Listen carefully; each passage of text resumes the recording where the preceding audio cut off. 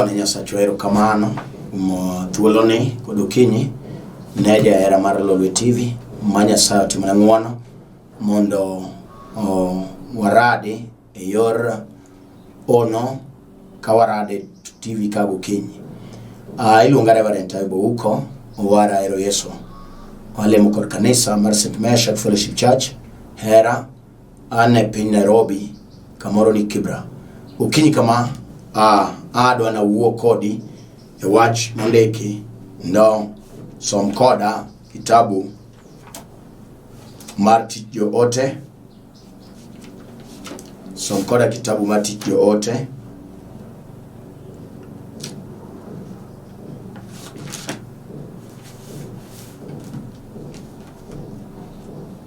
Prario kod abirio Matindo 13 nyaka 20. Mowacho niya, ka yamb milambo nochako kudho mos, negigalo ka gisenwang'o gima gidwaro, mine giwuok kanyo. Nokwang'gi dir Krete. To bang' kinde matin yamo mar Haiti miluongo ni Urakulo nosieko nigi moa Krete. Notamo yie muomo mi yie ok nyal wuotho kochiko gotir. Omiyo ne waweyo yamo oterowa. Ka yie noringo e tiend chula moro miluongo ni Kauda, ne wachandore matek kwa tweyo yie matin. Kane giseting'o malo, ne gikao thiwni magi dhogogo yie. Ndo kagiluor ni miti ditergi e suti kama thany.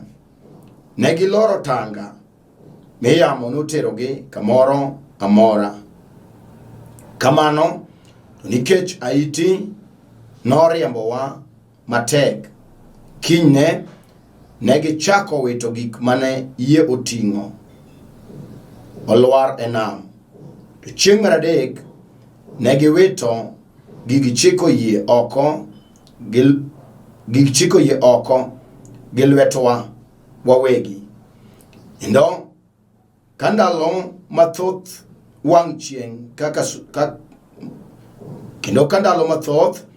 wang' chieng' kata sulwe ne ok nen, to Haiti nosiko mager ahinya. Geno ni direswa koro noa chuth. Som koda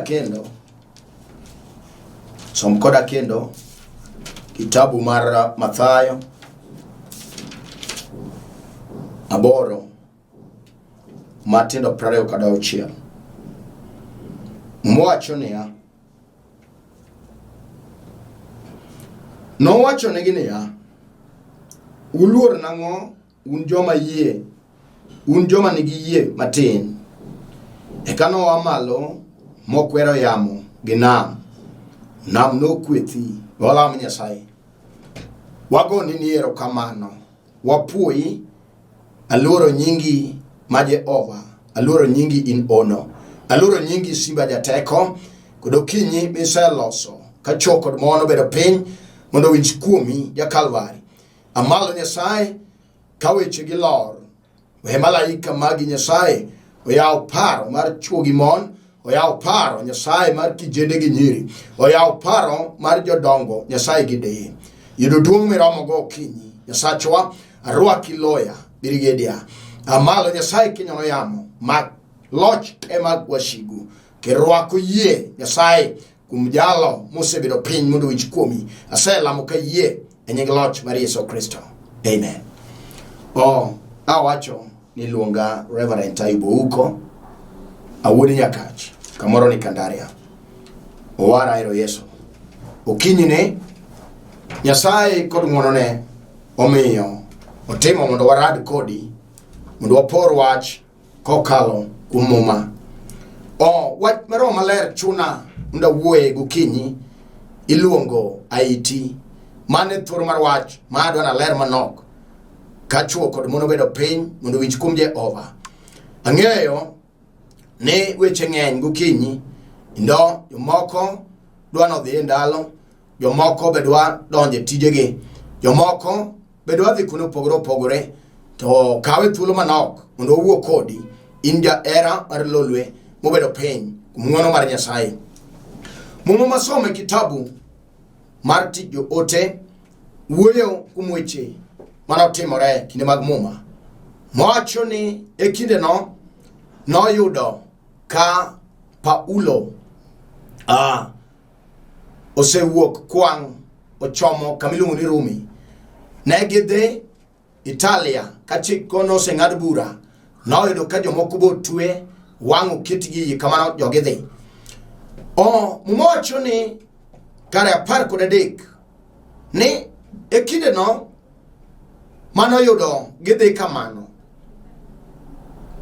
to yam milambo nochako kudho negi e yie kanyo magigalo negi yudo gima negi dwaro.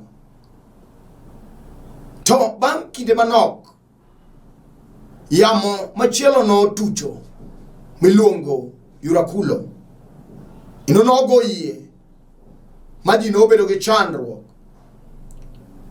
Wachno nomiyo jok mane nigi ujusi, jorieko kaki ikwang'o yie nobedo ogogi nyang'eng'a kaka magichom ongi. Yie mane gin go ne kwang' kaka magichom maber onge kech Yurakulo nobiro mapek.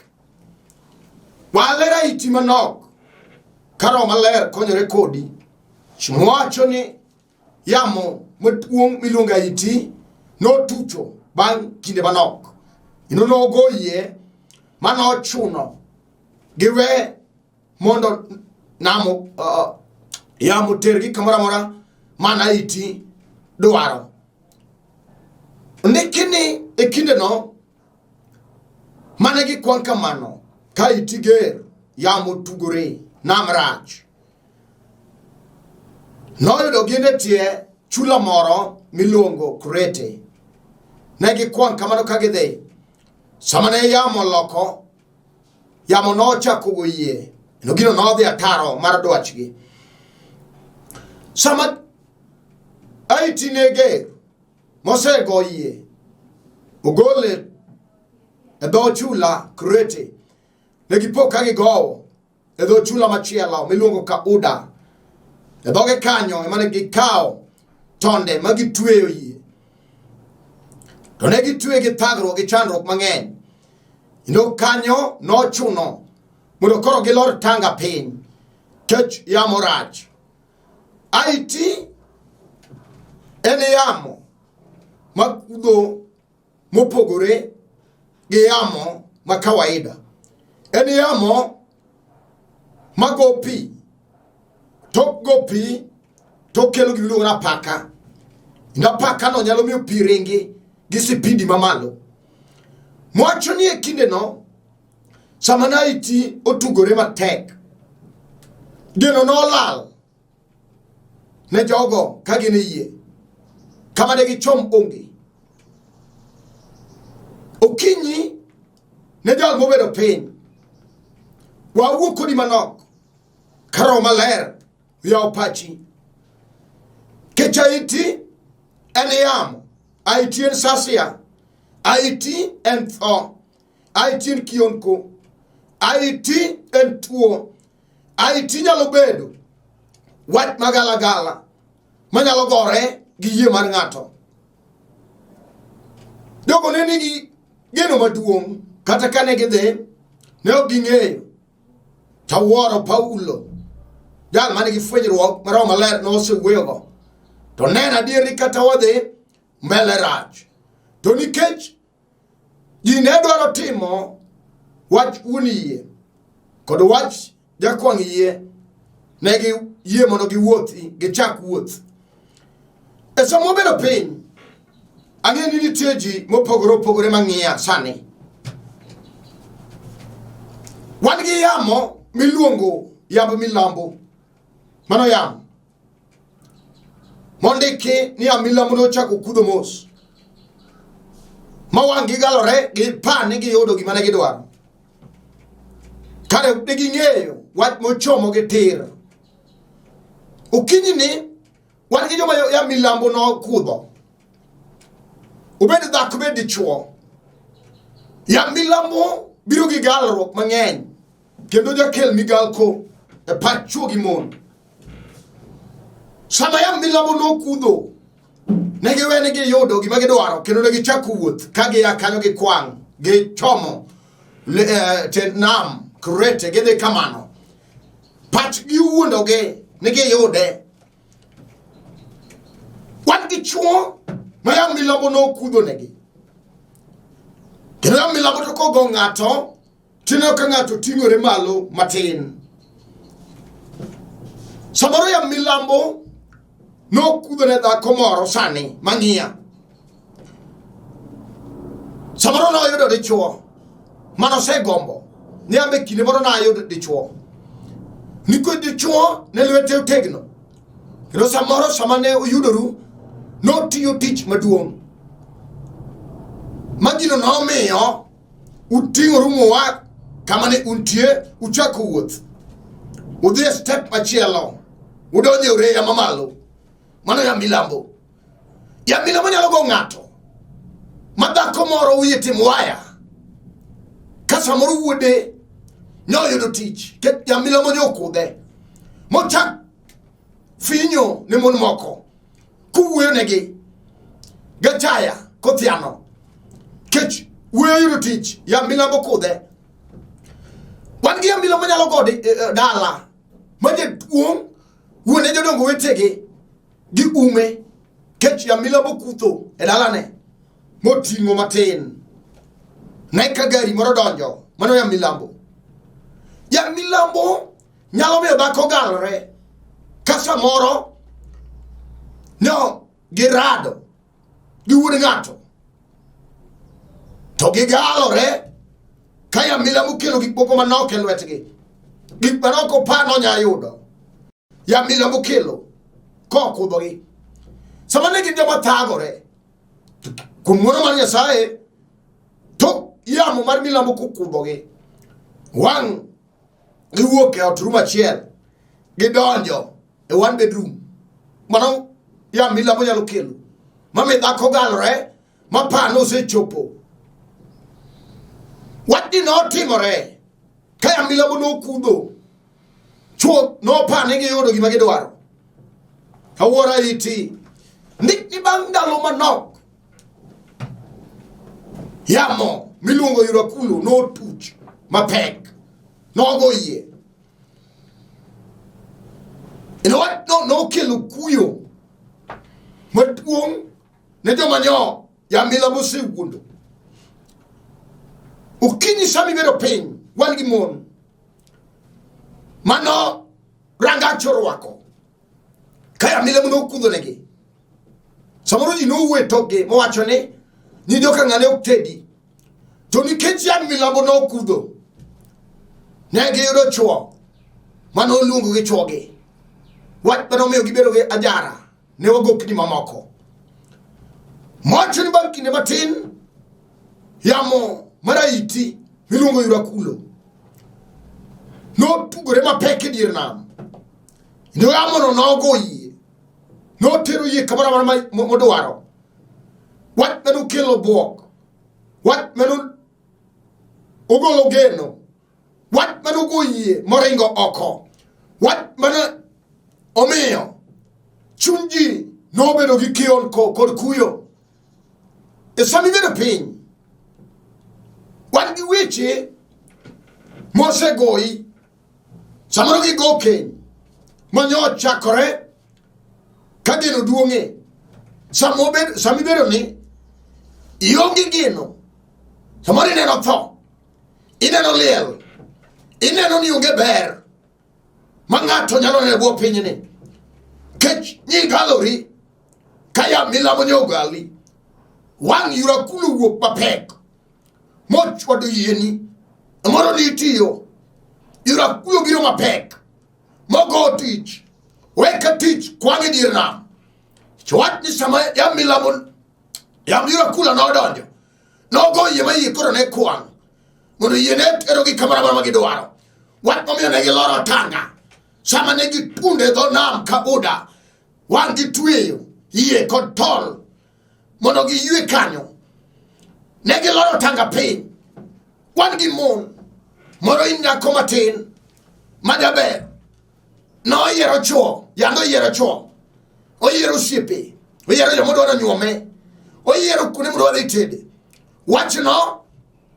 No mi ogowo. Kon poko sa nyola ni tinda dek dalagi. Poko nyuome. Kama otude ni oloro tanga. Adu mdog ne yeso siba jale. Oloro tanga pain. Imo wacho sani.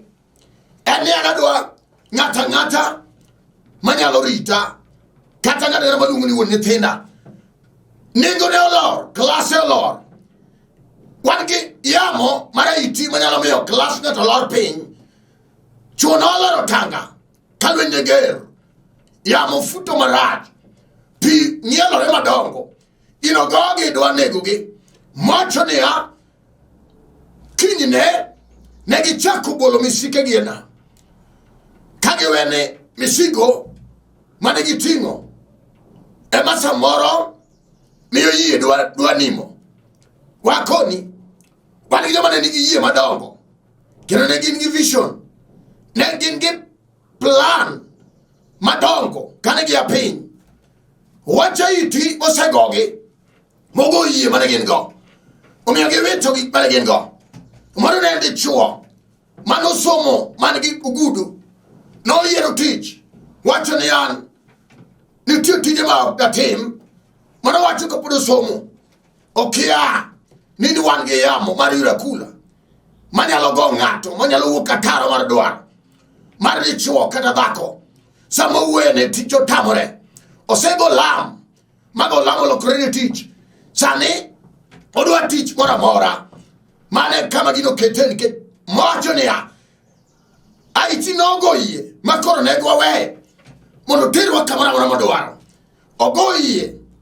Mani pango kore lora pain. Wacho ni an kredo teach mora mora no kayer. Seche mi uwe no. To inigi certificate. Monege chom tijiter kakondeke muma. Marangeche. Ningat moso mo tijo. Teacher. Gino se loro nego ni pain. Aiti osego chuo. Katu kinyine. Wangi chuo. Maiti nogo lo oko. Samoro. Aiti. Nogo igi tuo. Kilo yamo maraj. Morua kutue dendi. Ngamba sane. Geno se lalane. Ineno fo ineno leel. Onge ber mineno. Nyi chako maber. Kayamo mar milambo. No kudi maber. Sani geno lal. Idong nyamas. Idong kidiedo. Idong kasamoro. Jok mane konyo. Maskuro uwe ni maraj. Idong kikwa gik moko. Ngama ne onegi geno madu. Ngama ne dio luoro. Ngama ne anegi nying. Samo uwe ni aiti. Nyogo imogoli yako. Elain. Idong kamano. Wa ukudi gukinyi dhako. Kata inu mana dhako. Mobedo ping. Madu chinde wa ni malo. Aitio se gongi mane. Samore nyolto ni to. Kali timar kisoni. Rao nyono ni ping. Umako badi wachu ni winyo. Kata ne chako maber. To what? Eni ongede. Kitsama ito donjo. Aiti donjo wapek. Wanu kilo gimilu hula paka. Kose gopi. Paka chako ngilane madong. Wanga iti. Mose kila paka nyakeda. Meyodo kaji. Mano kaure maber. Kono chako luen. Kecha paka ugo reda. Kono jiyok nere kajok mano chako. Samoro negi chako pain. Kasamoro negi nendo mane negi nendo mana pinye box. Kama gitunde sani. Monego be nitoro gi kwano nyalo. Giteko marja sae. Gikwano guitka gi chemo. Chunge ni kar. Wanga itio seta paka. Mogo gikoro gipogore. Sani kuka di chuo nene. Kajal moku yoro dago. Kecha itio donjo. Aitio pogo da. Aitio kelo sasia. Aitio kelo Aitio kelo luen. Aitio kelo wichkut. Aitio kelo. Nyaka tuche magalagala. Mogo rengi ngima nisane. Wa ukudi di chuo. Ne. nyalo ne giyudo gima gidwaro.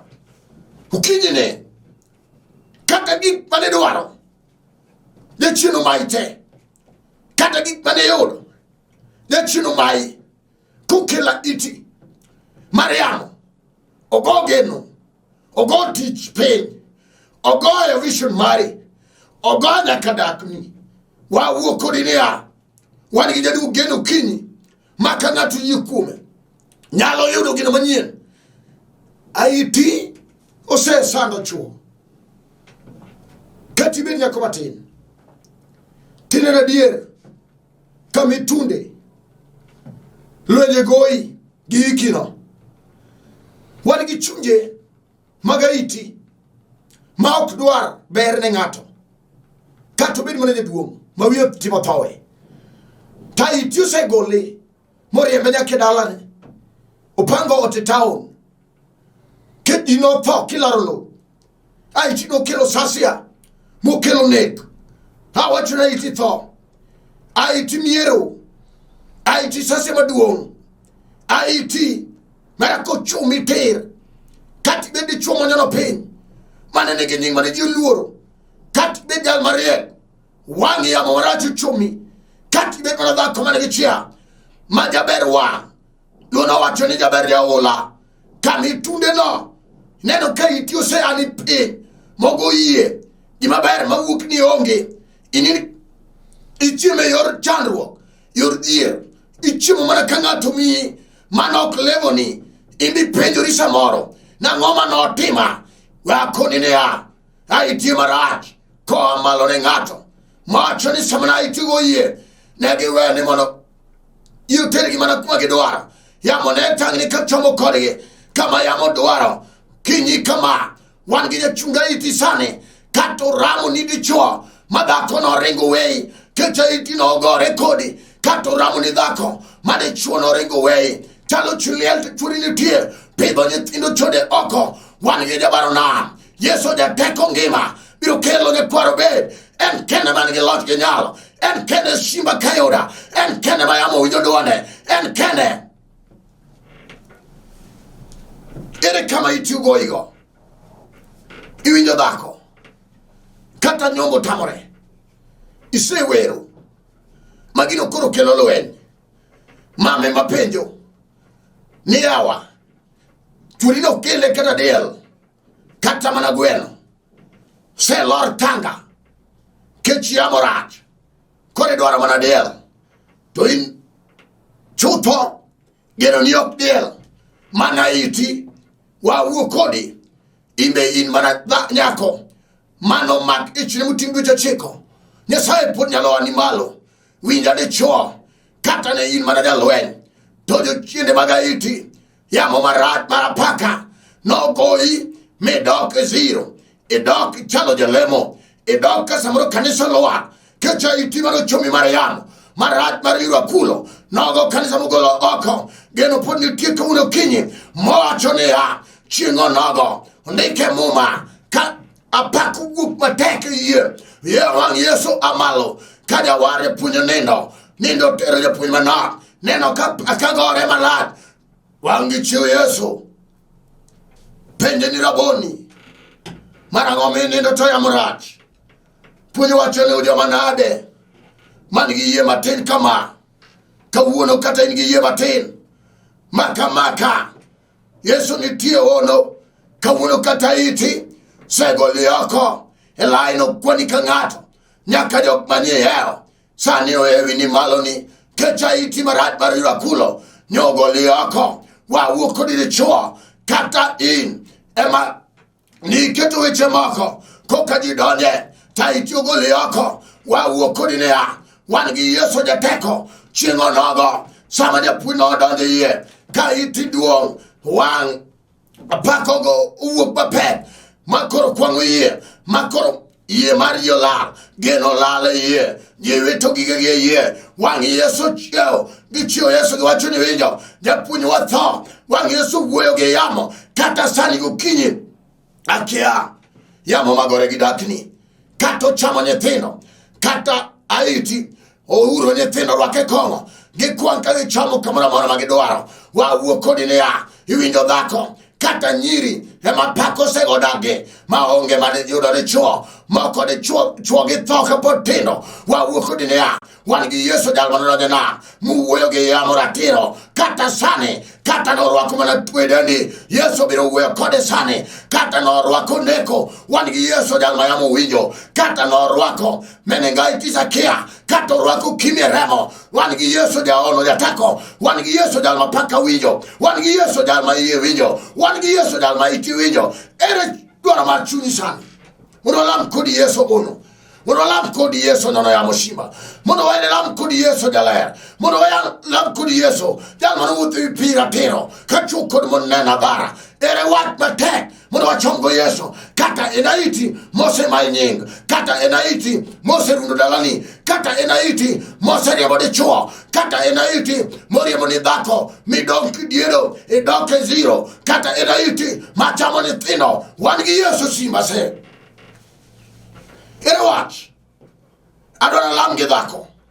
mang'eya okinyi sani adona lam gi dichuo ma iti oserego yiene adona lam gi kijana matin maneno ni onge ber iti osetame gimoro amora momulo kethorene wan gi Yesu manyalo duogo geno wan gi Yesu ma nam nyalo winjo wan gi Yesu ma paka biro mako birek ondiki e Mathayo 8 Matindo 26 eke Yesu no wuoyo kodgi penjo to ujoma yie gi tin manade ujoma yie gi tin manade kawuono Yesu biro wuoyo gi yamo kata eri yamo marawi marach ma in kamidonje to onge gima wuok ni maber in kimanyo ti chonge gino duoki siro kechaiti samora mar dala marangach machamo nyithinde tundurwe ochwado ji kania samora na umarach nyako maini yudo bana boyfriends mai chumi ter ni kordweni umionge mapangu kodi nyithinde miyudo mana iti mana logo ngato maguye magogo kini kawuno kodo kinyi ni tie mesia wan gi Yesu mesinga ruodh ngima wan gi Yesu jadugo geno sani maka tivi kama ini geno maka katika chungi piny tinga badi malo lam kodi ruoth okode ora gimi kale okode ora kana no dili kajoga kata no runde nyithindo mana okode ora kata gero tami mana okode ora wacho dong achiel ne ka ng'ato yie kuom Yesu ta itibiro winje kawuono ka ng'ato yie kuom Mesia kawuono biro yudo ngima kata ng'ato tuo mimoe ing'awe tiduoke wan gi Yesu jachan miluongo raboni japuonj ngima kata sani rwakaro ka yie kech yie ma onolo seneno jok ma Nyasaye osetimonegi ata in podi nyalo timni sani kata in poko deko kata in nyalore kuom yie rwaki yie walame Yesu Nyasaye maduong' wasepwinga maler ma Israel iyo duong' miromogo rabi asewali Nyasaye mar oklo okinyi kama nade chuo mogo chonge piny Nyasaye mapi wang'e dhi kalakalani haiti osegoye Nyasaye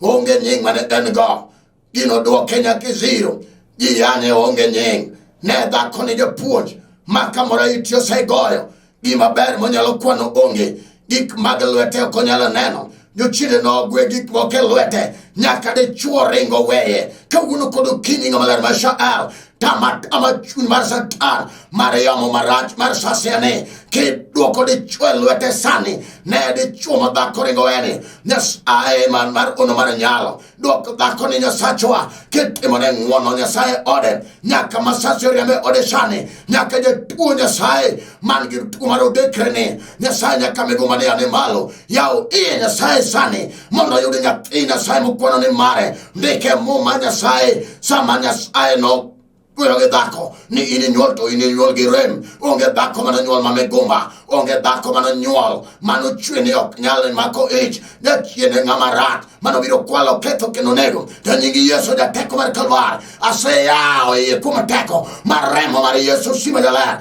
par de chuone Nyasaye nyaka moloki janekone nyaka mouru sani madhoke golo lao nyingi Yesu jateko nyingi Yesu ono jabirigedia nyingi Yesu chiro lotho nigi teko sani ichango de tuo parchileo mapi wang'e de kalakalani momalo muchom onge pare kijanani moriembe Nyasaye marangacholorene pare mamanyo tichne pare Nyasaye nyaka magiro tamo sane nyaka makongo rundone nyaka manjaga rundo japuonj yani malo sane japuonj kitimane ngono ono pare lo lwet TV ke paro Nyasaye niko kelo e pare dara kai dara nyake pinki sumo ase wali Nyasachwa itingi malo nyake ongala wachelo alamo nejo yalo te mayalo Nyasaye e lo lwet TV ka e par Bishop Abol madecho par nere ambewa Nyasaye mano de dolo mari meduong yani malo Nyasaye ogola maroche askofu tinge malo de puon e par odoyo madecho e par Nyasaye nyaka Agustino Medo e ambalo Nyasaye somboy awali Nyasaye ne ngato kangato tingi malo kawachi ni laro tumpin ka tumpin kajogi yodo chang asela mukaye in the Lord Maria Yesu Kristo. Amen. Amen. Oh, an mana wuyo kodu iluonga Reverend Ayubo huko awudi Nyakach Kandaria owara ero Yesu alemo kod kanisa mar St. Meshach Fellowship Church e piny Kibra. Wan kod branches mopogore opogore kendo piny Nairobi ka wan gi kanisa Kariobangi South, Kariobangi North, Ruiru gi Georgia motelnegi Pastor Abuya Mogud Mikaya. Piny Mombasa ka intie wan gi kanisa motelnegi wadwa Sam Gachra, Nyasaye mondo gwedhego yomo kod Jacob mago jok morito kanisa nyaka e piny Ahero e piny Kisumu Rabuor. Nyasaye mondo gwedh kanisa watek moro magintie. Nyasaye mondo tingi malo nyaka dalawa Nyakach kanisa Bungu kama wadwa Pastor Dana Buto nitie. Nyasaye mondo gwedh Wood Migingo kod Kanon morito kanisa Sedekia Kasuko Kech kod Jaode Mary. Nyasaye otingu malo. Nyasaye gwedha askofu mkuu Jaduong Jafeth Onyango Kongo morito kanisa headquarter marwa Polyview Kisumu. Nyasaye oting jaduong malo nyaka Archbishop Emeritus. Nyasaye oting malo Vicar John Omer. Nyasaye oting malo nyaka Gabriel Penya Lara. Nyasaye mondo oting malo otimo nongwono e sama kama. Nyasaye mondo par dada Silvia Akumu piny Kibera Karanja mago mine mochungi injili kabisa. Nyasaye mondo oting malo oting Zakiel malo otimne ngwono Zakiel la penya Kasukunga.